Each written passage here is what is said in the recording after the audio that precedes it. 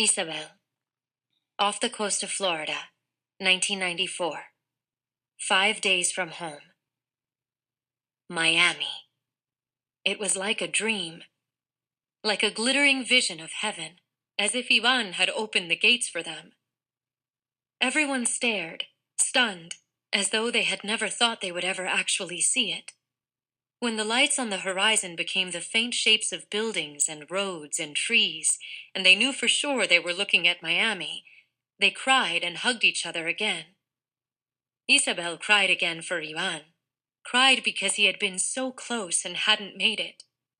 But her tears for him were mixed with relief that she would make it to the States. And that made her feel guilty and cry even harder. How could she be sad for Ivan and happy for herself at the same time? Crunk. Something bent and broke under Papi's foot, and the boat lurched. Water streamed in from a new crack in the hull, and suddenly all feelings of relief ended. The boat was sinking. "No!" Papi cried. He dove to try to shore up the hole, but there was nothing he could do. The weight of the ship and its passengers was pulling it apart at last. They all scrambled to the front of the boat, but the back end sank deeper and deeper under the weight of the heavy engine. The top of the hull was almost to the waterline at the back. When the two met, the ocean would flood in over the side and there would be no going back. They would drown, or end up like Ivan. Terror rose in Isabel like the water filling the boat. She couldn't drown, couldn't disappear beneath the waves like Lita, like Ivan. No, no. "Bail!" her grandfather cried.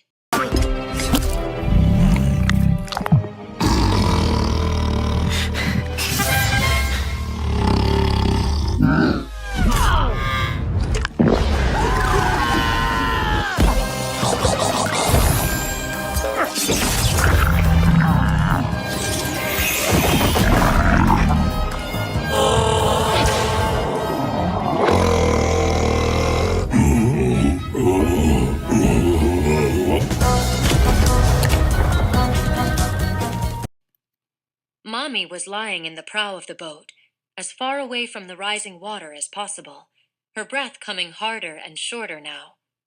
But everyone else dove for their cups and jugs. It wasn't going to be enough, though.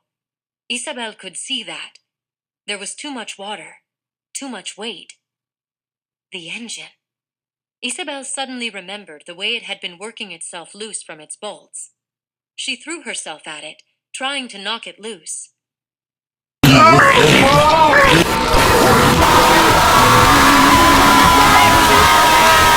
She couldn't wrench it free by hand. She wedged herself in between it and the next bench, down in the water, and kicked at it with her feet. "Chabela, leave the engine alone and help us bail," her father called. Isabel ignored him and kicked. If she could just get the engine free. Another foot joined hers. Amara. She understood. Together, they kicked at the engine until Isabel finally felt the wet wood around the bolts give. The engine tumbled to the bottom of the boat, covering up Fidel Castro's commandment to them. Fight against the impossible and win, Isabel thought. 1, 2, 3, Amara said. Together, she and Isabel rolled the motorcycle engine up the side and almost over, until Isabel slipped and it rolled back down with a splash into the water inside the boat. "Again," Amara told her.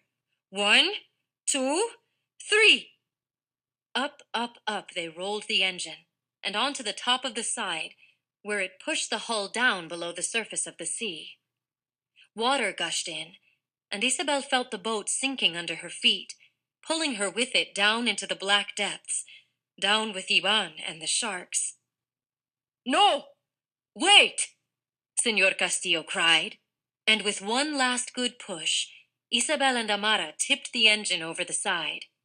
It slipped into the water with a slurp and dropped like a stone, and the back end of the boat shot back up out of the water, the weight of the engine no longer dragging it down. "What have you done?" Senor Castillo cried. Now we'll never make it to shore. We weren't going to make it if we sank, Amara told him. We'll row, Lito said. When we're close enough in, the tide will take us the rest of the way. Or we'll swim. Swim? Isabel worried. With the sharks? Just bail or we won't be doing anything, Luis cried. Bail! Weep, weep! An electronic siren made them all jump, and a red swirling light came on a few 100 meters to their left. A person speaking English said something over a bullhorn. Isabel didn't understand. From the confused looks on everyone else's faces,